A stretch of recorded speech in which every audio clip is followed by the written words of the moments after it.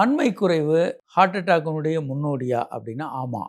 ஏராளமான ஆய்வுகள் ஆண்மை குறைவு வந்து ஹார்ட் அட்டாக்கினுடைய முன்னோடி. விரைப்புத்தன்மை குறைஞ்சி போச்சுன்னா நம்ம பெரும்பாலும் என்ன நினச்சிக்கிறோம்னா அது ஒரு இயல்பான விஷயம் அப்படின்னு நினச்சிக்கிறோம். ஆனால் அப்படி இல்லை. ஏன்னா ஆணுறுப்பும் ஹார்ட்டும் வந்து ட்வின்ஸ். ரத்த நாளங்களில் பிரச்சனை வரும்போது முதல்ல ஆணுறுப்பு அடி வாங்கும். ஒரு 2-3 வருடங்களில் ஹார்ட் அட்டாக்கோ வரும். பல்வேறு ஆய்வுகள் சென்னையில் பண்ண ஆய்வுலேயே 25% பேர் ஆண்மை குறைவு வந்தவங்களுக்கு பின்னால் ஒரு 2 வருடங்களுக்குள்ள அவங்களுக்கு ஹார்ட்டில் ப்ராப்ளம் இருந்து சிகிச்சை பண்ணியிருக்காங்க. ஆஸ்திரேலியாலெல்லாம் இது 60%, 40லேருந்து 60% பேருக்கு ஆண்மை குறைவு வந்தவங்களுக்கு செக் பண்ணப்போ ஹார்ட்டில் ப்ராப்ளம் இருந்திருக்கு. மயோகார்டியல் இஸ்கீமியா, இன்ஃபாக்ஷன் நிறைய பிரச்சனைகள் வந்ததை கண்டுபிடிச்சிருக்காங்க. அதனால் ஆண்மை குறைவு வந்தாலே அதை ரொம்ப புறந்தல்லாமல் சீரியஸாக எடுத்துக்கிட்டு ஒரு முழுமையான டெஸ்ட்டுகள் எடுத்து சிகிச்சை எடுத்துக்கொள்ளணும். அப்படி சிகிச்சை எடுத்துக்கொள்றதன் மூலமாக நம்ம ஹார்ட் அட்டாக்கையும் ஓரளவுக்கு தடுக்கலாம். ஹார்ட் அட்டாக்கான ட்ரீட்மெண்ட்டையும் சேர்த்து எடுத்துக்கணும். அப்படி ஏதாவது ஹார்ட்டில் ப்ராப்ளம் இருந்ததுன்னா அதை நீங்கள் ட்ரீட்மெண்ட் எடுத்துக்கிறதுனால ஹார்ட் அட்டாக் வராமல் தடுக்க முடியும்.